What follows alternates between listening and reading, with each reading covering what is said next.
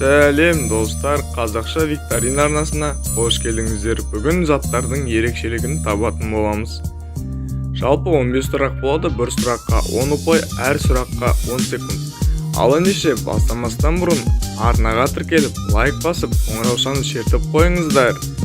Мені қолдап десеңіздер жақсы болады. Ал енді бастаймыз.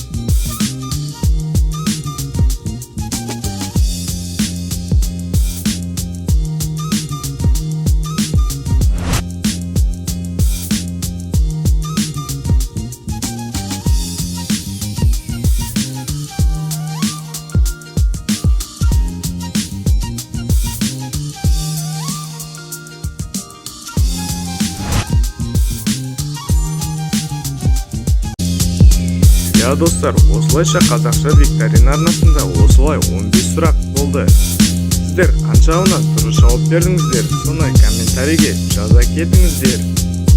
Ал енді мені қолдау үшін арнаға тіркеліп, видеома лайк басып, қоңыраушаны шертіп қойыңыздар. Сол кезде келесі видеода сіздер соны көретін боласыздар. Ал енді қазақша Викторина арнасына қош келіпсіздер.